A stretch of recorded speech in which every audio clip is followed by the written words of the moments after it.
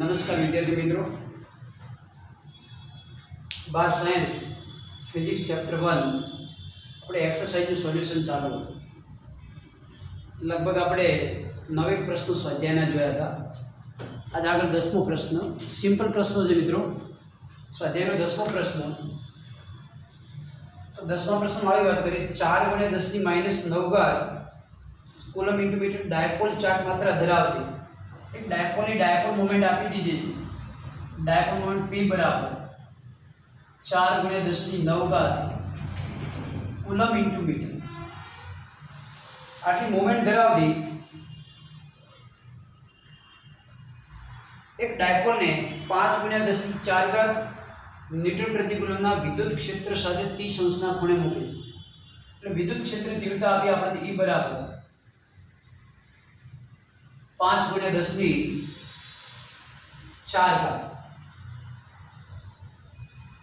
Newton પ્રતિ coulomb ક્ષેત્રની તીવ્રતા ધરાવતી ક્ષેત્ર સાથે 30 અંશના ખૂણે મૂકેલ છે. તો ડાયપોલ પર લાગતું ટોર્ક શોધો. તો ડાયપોલ પર લાગતું ટોર્ક શોધો. તો ટોર્કનું મૂલ્ય શોધવાનું થાય કે ટોર્કનું મૂલ્ય કેટલું હશે. મિત્રો તમને ખ્યાલ છે કે ટોર્ક સમાન વિદ્યુત ક્ષેત્રમાં મૂકેલી ડાયપોલ પર લાગતું ટોર્ક. તો ટોર્કનું સૂત્ર આપણી પાસે ટોર્ક બરાબર ડાયપોલ પર લાગતા ટોર્કનું સૂત્ર P × E. એનું મૂલ્ય શોધવાનું. ટોર્કનું મૂલ્ય શોધવાનું P sin θ. P sin θ કિંમતો મૂકી દો. P ની કિંમત 4 × 10⁹ P ની કિંમત 5 × 10⁴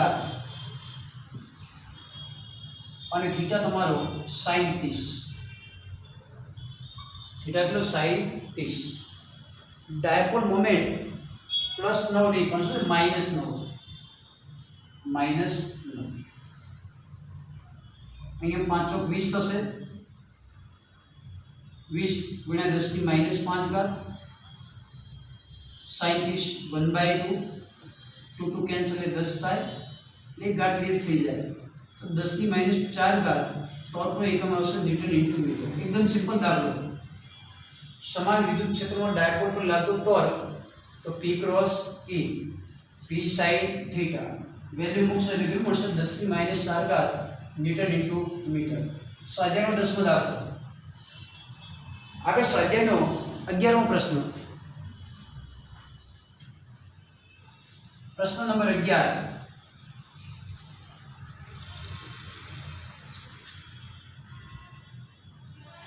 તો જો 11માં આવી વાત કરીએ ઊન સાથે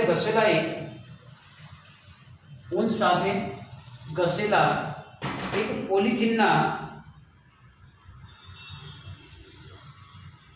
ટુકડા પર 3 × 10⁻⁷ કુલમ ઋણ વિદ્યુતભાર. આપણે લખીએ છીએ પોલિથીનના ટુકડા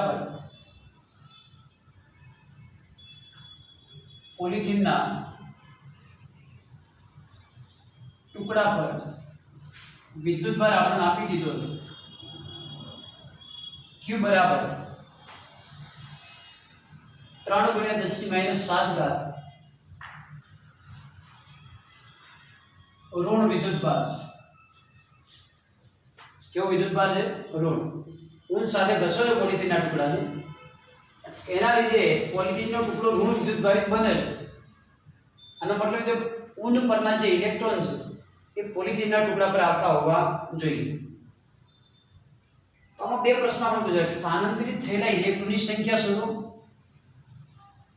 બે વિભાગનો પ્રશ્ન. વિભાગ A સ્થાનાંતરિત થતા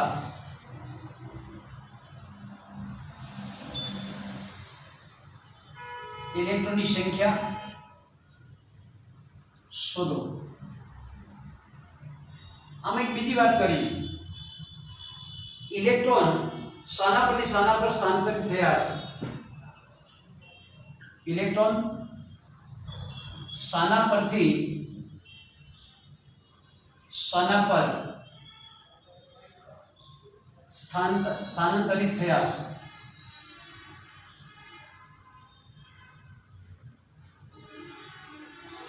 આ વિભાગ એ છે, એનું સોલ્યુશન પહેલું આપણે આપી દઈએ.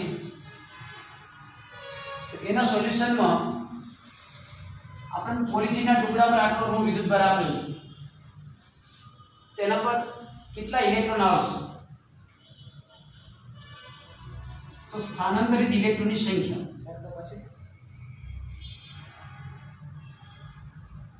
ઇલેક્ટ્રોનની સંખ્યા Q बराबर एनी चार्ज હોય તો ઇલેક્ટ્રોનની સંખ્યા એલિજિબલ Q बराबर एनी n बराबर Q by E થશે. n બરાબર શું થશે? Q by કેટલો ઋણ વિદ્યુતભાર આપેલો છે? 3 × 10⁻⁷ ઘાત. ઇલેક્ટ્રોન પરનો ચાર્જ કેટલો? 1.6 × 10⁻19 ઘાત. તો આ જે સોલ્યુશન મળશે આપણને 1.875 × 10⁻12 ઘાત ઇલેક્ટ્રોન આવશે. આટલા ઇલેક્ટ્રોન સ્થાનાંતરિત થયા છે. શાના પરથી શાના પર? તો પોલિથીનનો ટુકડો કેવો બને છે? ઋણ વિદ્યુતભારી. તો આપણે લખવું પડે કે આટલા ઇલેક્ટ્રોન ઉન પરથી પોલિથીનના ટુકડા પર સ્થાનાંતરિત થાય. સિમ્પલ વસ્તુ હતી. ચાર્જમાં ઇલેક્ટ્રોનની સંખ્યા શોધે. સિમ્પલ વસ્તુ Q બરાબર એની. નંબર ઓફ ઇલેક્ટ્રોન ફાઇન્ડ કરવા છે તો n ને કરતા બનો Q by E થશે. તો આટલા ઇલેક્ટ્રોન હશે. શાના પરથી? ઋણ બને એના પર હંમેશા ઇલેક્ટ્રોન જાય. તો આ જ પ્રશ્નમાં 11માં વિભાગ B છે. 11માં પ્રશ્નમાં વિભાગ B છે. બી વિભાગમાં એ વાત કરી કે ઊનથી પોલિથીન તરફ દળનું સ્થાનાંતર કેટલું થયું હશે? ઊન પરથી પોલિથીન પર સ્થાનાંતરિત થતું દળ શું? સિમ્પલ પ્રશ્ન આવ્યો ફરીથી. અહીંયા ઊન ઇલેક્ટ્રોન ગુમાવે છે તો સ્વાભાવિક તેનું દળ ઘટશે અને પોલિથીન ઇલેક્ટ્રોન મેળવે એટલે એનું દળ વધશે. તો એક ઇલેક્ટ્રોન જાય તો એક ઇલેક્ટ્રોન જેટલું દળમાં વધારો થાય. બે ઇલેક્ટ્રોન જાય તો 2m જેટલું વધારો થાય. તો દળ કેટલું ટ્રાન્સફર થશે? m બરાબર n × m. એક ઇલેક્ટ્રોન સ્થાનાંતરિત થાય m જેટલું દળ ઇલેક્ટ્રોનના દળ જેટલું. પણ n ઇલેક્ટ્રોન જાય તો કેટલું દળ ટ્રાન્સફર થશે? n m. ट्रांसफर થતા ઇલેક્ટ્રોનની સંખ્યા કેટલી? 1.875 10⁻12 ઘાત. ઇલેક્ટ્રોન દળ 9.1 × 10⁻31 ઘાત. તો મિત્રો આ જે જવાબ આવે છે 1.7 × 10⁻18 ઘાત કિલોગ્રામ જેટલું દળ ઊન પરથી પોલિથીન પર ટ્રાન્સફર થયું હશે. પ્રશ્નમાં બે સૂત્ર હતા આપણી ભાઈ Q બરાબર એની એટલે એમને કરતા બનાવો કેટલું દળ ટ્રાન્સફર થયું હશે. એ બે રીતે પ્રશ્ન પૂછાય કે ઊનના દળમાં કેટલો ઘટાડો થયો હશે તો આટલો ઘટાડો થશે. પોલિથીન પર દળમાં વધારો કેટલો થાય આટલો વધારો થશે. અથવા તો સ્થાનાંતરિત થતું દળ કેટલું હશે તો 1.7 × 10⁻18. આ સ્વાધ્યાયનો પ્રશ્ન 11 હતો મિત્રો. તો આપણે 12મા પ્રશ્નની ચર્ચા કરીએ. પ્રશ્ન નંબર 12.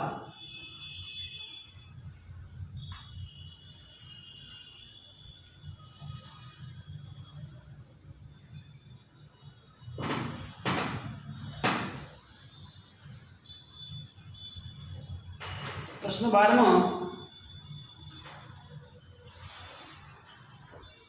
બે વિભાગ છે 12 માં પણ કે કોપરના અલગ કરેલા બે ગોળાઓ A અને B ના કેન્દ્ર વચ્ચેનું અંતર 50 સેમી છે. તો પ્રશ્ન પર આપણે ફિગર જ બનાવી દઈએ. ગોળો A અને ગોળો B કોપરના બે ગોળા બેના કેન્દ્ર વચ્ચેનું અંતર 50 સેન્ટીમીટર છે. r બરાબર 50 સેન્ટીમીટર. જો દરેક ગોળા પરનો વિદ્યુતભાર 6.5 ગુણ્યા 10⁻⁷ કુલમ, એટલે આના પરનો ચાર્જ આપણે આપી દીધો QA બરાબર 6.5 ગુણ્યા 10⁻⁷ કુલમ.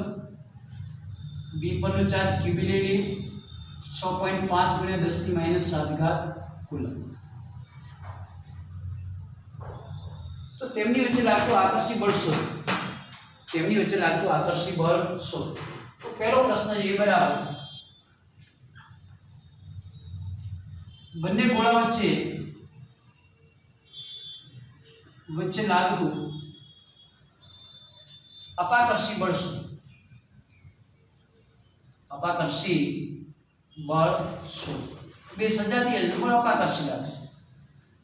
આપણે એ વિભાગની ચર્ચા કરીએ તો અહીંયા સૂત્ર આપણું આવું બનશે કે F બરાબર K Q1 Q2 upon R square. K Q1 Q2 upon R square. હવે QA QB સમાન છે.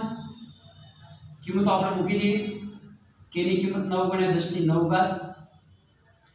QA QB નું મૂલ્ય સમાન 6.5 અને 10⁻⁷. એનો સ્ક્વેર લઈ લઈએ છેદમાં R સ્ક્વેર. R એટલે બે ગોળા વચ્ચેનું અંતર 50 સેમી છે. તો 50 સેમી ની 50 મીટર કરવું પડશે એટલે 10⁻² સેમીને મીટરમાં કરવું. એનો સ્ક્વેર આ સેન્ટીમીટરમાં આપણે લખવું પડશે મીટર. તો જે બળની માત્રા આપણને મળશે કે બે ગોળા વચ્ચે લાગતું જે બળ છે અપાકર્ષી બળ 1.521 10⁻² ન્યૂટન જેટલું બળ જેટલું અપાકર્ષી બળ લાગશે. K Q1 Q2 upon R square છે. આ 12મા પ્રશ્નનો વિભાગ એ હતો. તો વિભાગ B ની ચર્ચા કરો. જો દરેક ગોળા પરનો વિદ્યુતભાર બમણો કરવામાં આવે અને તેમની વચ્ચેનું અંતર અડધું કરવામાં આવે તો કેટલું અપાકર્ષી બળ લાગશે. B વિભાગમાં આવી વાત કરી છે. જો દરેક ગોળા પરનો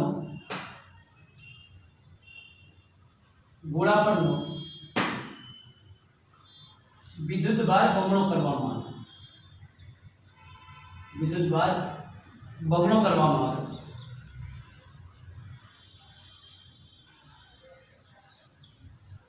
અને અંતર અડધું કરવામાં આવે. અંતર અડધું કરતા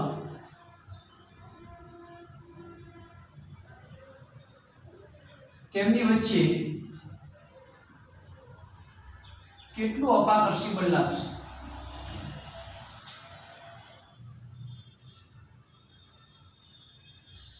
તો એ ફરીથી તમને યાદ દેવરાવ કે આપણે અહીંયા બે વિદ્યુતભારો વચ્ચેનું અંતર કેટલું છે R. આના પરનો ચાર્જ Q આના પરનો ચાર્જ Q બેના મૂલ્યો કેવા છે સમાન.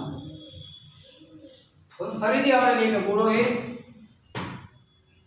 એના પરનો જે ચાર્જ એ 2Q લેવાનો બમણો કરવાનો. ગોળા B પરનો જે ચાર્જ એ પણ બમણો કરવાનો 2QB કરવાનો. અને તેમની વચ્ચેનું જે અંતર એ અંતરને R/2 અંતર લેવાનું જે છે એના કરતા અડધું અંતર કરવાનું.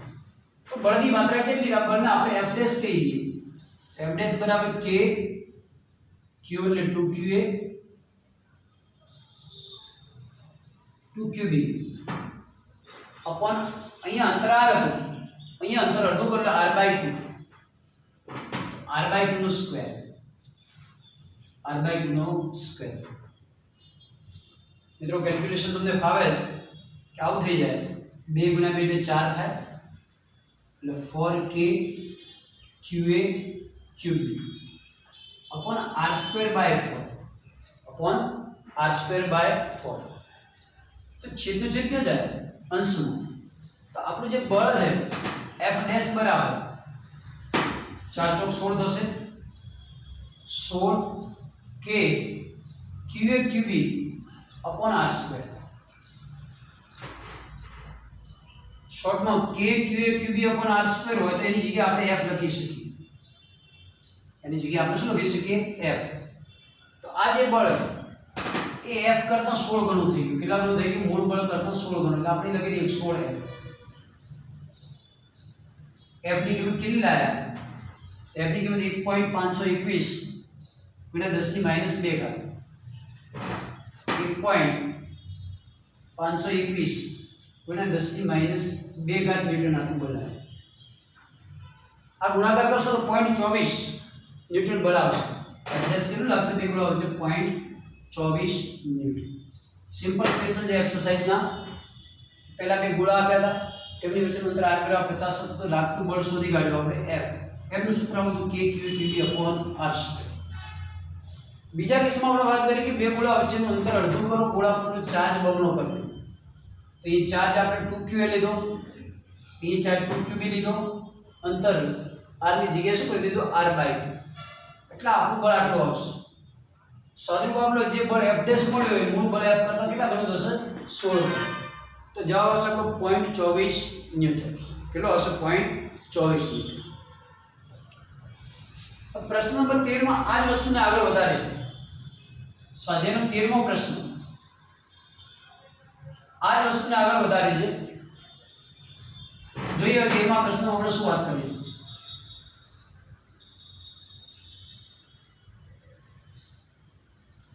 તેરમા પ્રશ્નમાં આવી વાત કરી કે ધારો કે સ્વાધ્યાયના 12મા પ્રશ્નમાં બંને ગોળો એક સમાન માપના અને ત્રીજો તેમના જેવો જ પણ વિદ્યુતભાર રહિત ગોળો પ્રથમ ગોળા સાથે સંપર્કમાં લાવી ત્યારબાદ બીજા ગોળા સાથે સંપર્કમાં લાવીને દૂર કરવામાં આવે અને પછી એ ને બી ને એટલા જ અંતરે લાગતું અપાકર્ષણ બળ કેટલું હશે?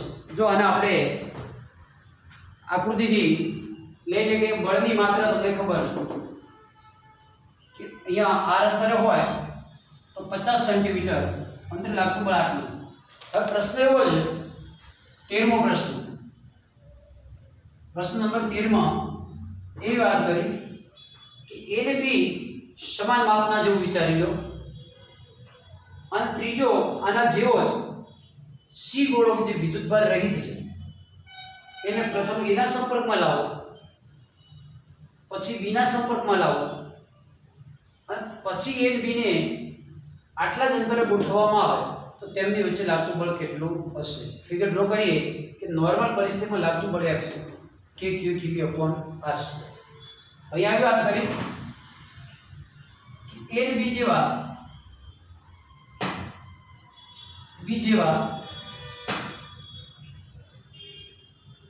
ત્રીજા c ગોળાને ત્રીજા વિદ્યુતભાર રહિત જેના પર વિદ્યુતભાર નથી વિદ્યુતભાર રહિત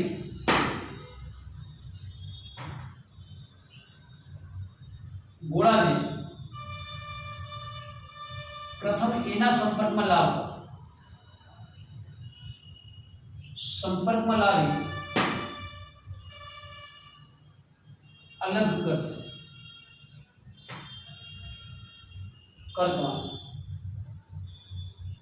બંને પરનો વિદ્યુતભાર a અને c પરનો વિદ્યુતભાર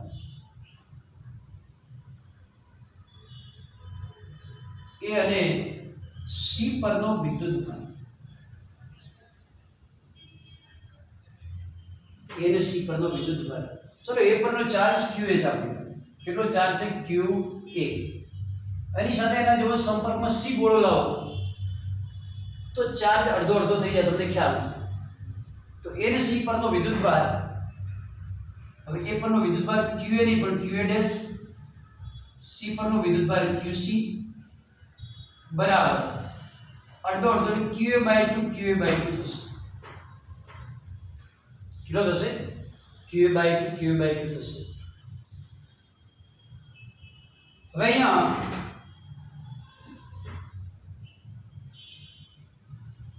હવે c ને એક સરળતા આપણે કરી લઈએ કે qa બરાબર qb બરાબર q લેતો સરળતા qa બરાબર qb બરાબર q લેતો qa ને પણ q કહી દો, qb ને પણ શું કહી દો તમે? q. એટલે આ ચાર્જ આપણને મળશે કેટલો મળશે? q/2 થશે. q ની જગ્યાએ આપણે q લઈ લઈએ.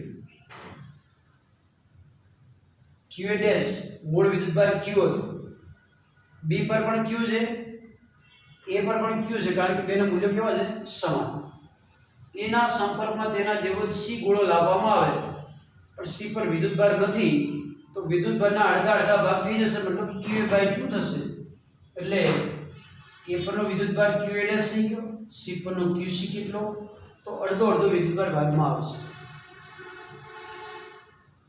હવે સી ને બી ના સંપર્કમાં લાવી અલગ કરો. તો હવેની પરિસ્થિતિ આપણે ડ્રો કરીએ બને કે સી પરનો જે ચાર્જ છે Q/2 છે, એ પરનો ચાર્જ QB બરાબર QC, આ બી પરનો ચાર્જ. બેને સંપર્કમાં લાવો, ધારો કે કોઈ તાર વડે જોડી દો, વિદ્યુતીય સંપર્કમાં લાવો તો બનશે શું? વિદ્યુતભારના ભાગ સમાન થઈ જશે, કારણ કે બે ગોળા સમાન છે. તો કુલ વિદ્યુતભારનો સરવાળો કરીને બે વડે આપણે ભાગવા પડે. અડધો અડધો ચાર્જ કરવો હોય, ધારો કે આના પર 7 હોય, આના પર 3 હોય, તો કુલ ચાર્જ કરી દઈએ 7 ને 3 10. અડધો કરવા માટે કેટલા વડે ભાગવા પડે? 2 વડે. સંપર્કમાં લાવીને અલગ કરવામાં આવે તો સી પરનો જે ચાર્જ QC હતો, સી પરનો જે ચાર્જ QC હતો એ QC કેટલો થશે અને QB કેટલો થશે? QB ડેશ કેટલો થાય? તો બેનો સરવાળો ભાગ્યા 2, એટલે Q/2 પ્લસ Q ભાગ્યા શું કરવું પડશે? 2. કુલ ચાર્જનો સરવાળો કરીને 2 વડે ડિવાઈડ કરવા પડે. આવું સાદું તમને ભાવે? આ જવાબ આવશે 3Q/4 આવશે. 2 એ જાય 3Q/4. તો હવે આ સ્થિતિમાં પહેલા C ને A ના સંપર્કમાં લાવો, તો એ પરનો ચાર્જ રહેશે Q/2 અથવા તો QA/2 રહેશે. પછી B ના સંપર્કમાં લાવો C ને, તો C પર આટલો ચાર્જ હશે, B પર પણ આટલો ચાર્જ હશે. હવે બેને એટલા જ અંતરે ગોઠવવામાં આવે. હવે આ ગોળો A જેના પરનો ચાર્જ QA ડેશ કેટલો છે? Q/2. અંતર એટલું જ આવે. ગોળો B QB ડેશ ચાર્જ કેટલો? 3Q/4. તો હવે તેમની વચ્ચે લાગતું બળ કેટલું હશે? તો બળ F ડેશ શોધી આપો. F ડેશ બરાબર K QA dash QB dash upon R square. કિંમતો મૂકી દો.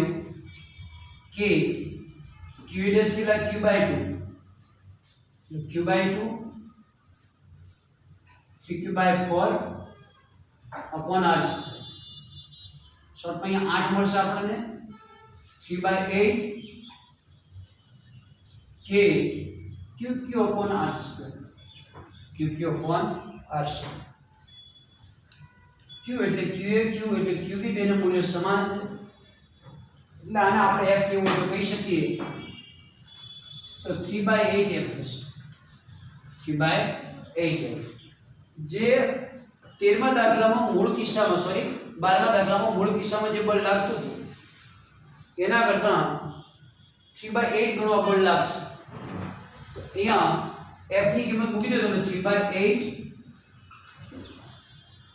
અહીંયા આપણી બળની જે માત્રા હતી 1.521 × 10⁻². 1.521 × 10⁻². તો જે જવાબ મળશે આપણને એ 5.7 × 10⁻7. 5.7 × 10⁻, એ 3/8 આપણને મળે એ મળશે આપણને 5.7 × 10⁻7. સોરી, આ જે બળની માત્રા છે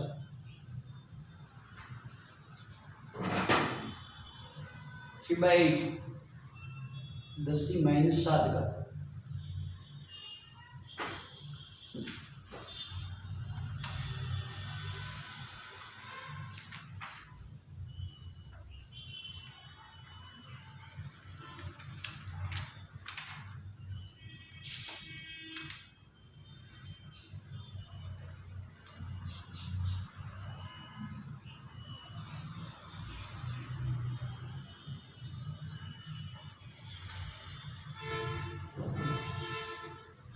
10 ની -3 ઘાત ન્યૂટન મળશે. 7 ને 10 ની -3 ઘાત ન્યૂટન. મિત્રો ફરીથી 13મો દાખલો યાદ કરાવું તમને. 13મા દાખલામાં સંદર્ભ તરીકે આપણે 12મો દાખલો લેવાનો થાય કે ગોળો A અને ગોળા B ના સમાન વિદ્યુતભારો Q અને QB ના મૂલ્યો સમાન છે, આપણે તે Q તરીકે લઈ લો. અને આ પરિસ્થિતિમાં લાગતું બળ કેટલું? આટલું બળ છે. હવે આ જ કિસ્સામાં વાત આગળ કરવાની છે 13મા દાખલા.